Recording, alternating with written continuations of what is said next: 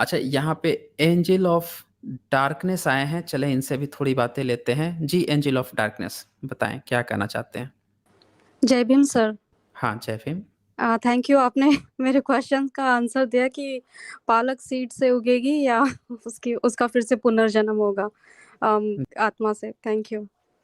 Sir मतलब मुझे समझ नहीं आता कि जो मतलब जो प्रूव ही नहीं होती है, लोग कैसे क्या उसको उसके ऊपर चर्चा भी करना ज़रूरी समझते हैं। प्रूव ही नहीं हुँ। हो सकता ना, मतलब हो ही नहीं सकता, है ही नहीं तो कैसे होगा? एनीवे आपने बहुत अच्छी डिबेट की है आज उनके साथ। मेरा सवाल है सर, श्रीलंका में गौतम बुद्ध कभी गए हैं? क्योंकि नहीं, नहीं गए नहीं, हैं। राइट। वही मैं सोच रही थी क्योंकि वहाँ प्रचार-प्रसार तो राजा अशोक के बेटा और बेटी उन्होंने किया था। तो वो कैसे फिर वहाँ के कुछ बनते हैं, वो बोलते हैं कि वो 4 बार आ चुके हैं और 1 बार तो आकाश मार्ग से भी आए। तो मुझे इतना मतलब मुझे ऐसा लगा ये कैसे इनको खुद ही नहीं पता है और मैं खुद बुद्धिस्ट हूँ सर। तो ये हुँ, हुँ। लोगों को खुद ही नहीं पता है तो ये क्यों ऐसे सब और इतने विश्वास से बताते हैं कि हाँ, आए थे, 4 बार आ चुके हैं। तो मैंने उनसे पूछा कि कैसे और उनकी किताबों में भी ये सब लिखा हुआ है। तो वही बस मेरा सवाल था आपसे ये मतलब ये हुआ है क्या कभी? हाँ, मैं आपको बता देता हूँ ये चक्कर क्या है। जैसे अभी जिन चरित्र आपने 13वीं सदी की एक किताब पढ़ी, उसी तरह से महावंश और दीपवंश किताब है, जो बताई जाती है वो भी वैसे तो बताई जाती है 7वीं 8वीं सदी की, लेकिन ये किताबें भी लिखी गई हैं अंग्रेज़ों के समय में, 19वीं सदी में लिखी गई हैं। तो ये 13वीं 14वीं सदी में बुद्ध मार्ग का ब्राह्मणीकरण शुरू हो चुका था। जो उत्तरवर्ती बुद्धिस्ट जो कहे जाते हैं, ये तकरीबन 7th सेंचुरी से बुद्ध मार्ग अलग-अलग भागों में बँटना शुरू हो गया। यहाँ पे क्या हुआ कि कुछ ऐसे भी पाखंडी और दूसरे-दूसरे तरह के लोग थे, जो बुद्ध की ही चीज़ों को बुद्ध को ले रहे थे, लेकिन उसमें अपना कुछ प्रोपेगेंडा चला रहे थे। इसमें से ये शंकराचार्य आ गया, वैष्णव मार्ग वाला आ गया, ये सब भी आए। तो 13वीं सदी में ये जिन चरित्र जो किताब लिखी गई जिसमें आप देख रहे हैं कि बुद्धा के जन्म के बाद से 7 कदम चलने की बात आ रही है। इसमें चमत्कार की बात आ रही है, इसमें ये कह रहा है कि इसमें बहुत सारे चमत्कार कर दिए बुद्ध ने, ये कर दिया, वो कर दिया और उनके पूर्व जन्म की बातें आ रही हैं। तो इसी तरह की ठीक बात जो है महावंश को जब इन्होंने रीराइट किया अंग्रेजों के समय में, तब उसमें आई। किसी को एग्ज़ैक्टली याद तो था नहीं और महावंश, दीपवंश त्रिपिटक का भाग नहीं था।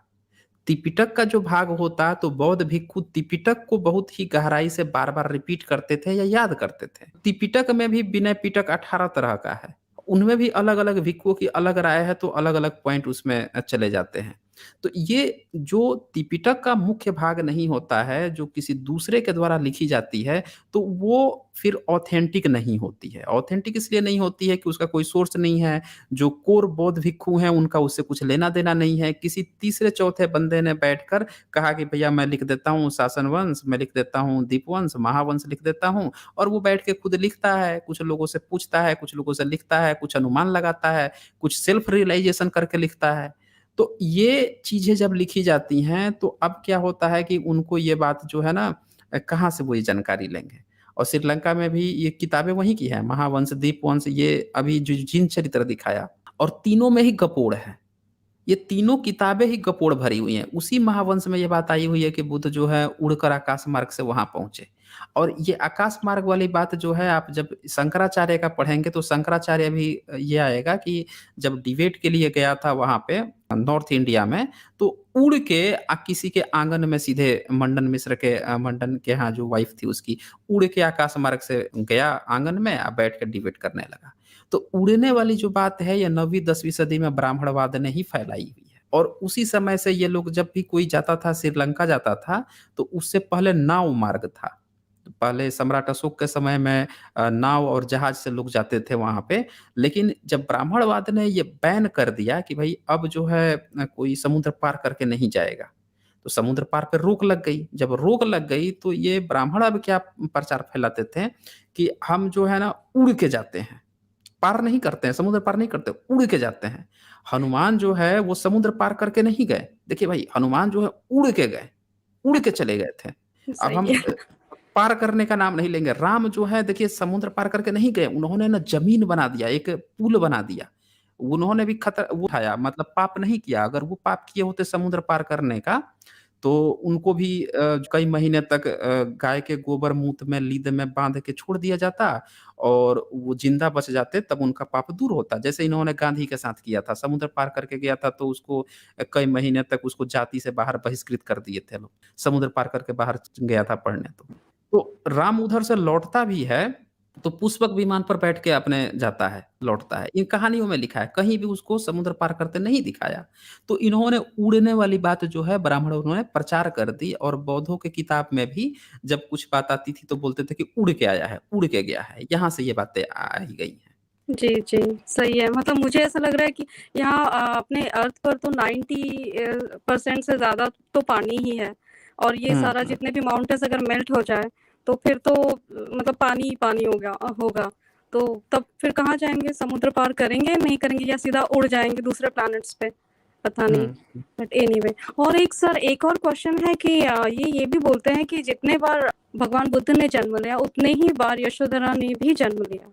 मतलब इतनी सारी स्टोरीज उन्होंने उसके आगे बोल के बना के रखी हुई है ना और एक एक जन्म भी उनको याद है कि मैं इतने साल पहले इतने कल्प ईयर्स पहले मैं ये था मैं वो था अब कुछ भी करके रखा हुआ है जबकि वो भगवान बुद्ध ने सीधा बोला है ना पिछला कुछ होता है ना आगे कुछ होगा जो है बस यही है तो इतना उसमें बहुत सारी इमेजिनेशंस ऐड करके उसको और कुछ ही बना दिया है और यहाँ भंते लोग वही सब बताते भी हैं स्टोरीज में तो गलत है सर बस यही वो थोड़ा दरअसल बोलना दरअसल ये वो भंते हैं नहीं, ये भंते जो नकली भंते हैं, ये बने हुए हैं। आप भारत में आज खोज लीजिए, भंतों को आप खोज लीजिए कि भाई कितने भंते जो हैं जिनको ऑथेंटिक भारत का इतिहास पता है, नहीं पता है उनको भी।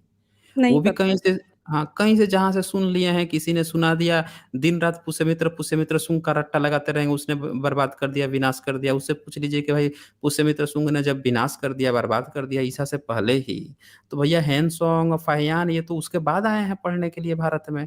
उसके बाद जो है शक हु और क कुषाण आए हैं, उसके बाद से बुद्ध की मूर्तियाँ बननी तो पुष्यमित्र सूंग के काफ़ी बाद से शुरू हुई हैं। तब से भारत में बुद्ध मार्ग फैलना शुरू हुआ, उसके पहले ही वो नष्ट करके चला गया। नहीं पता है उनको इतिहास सही से।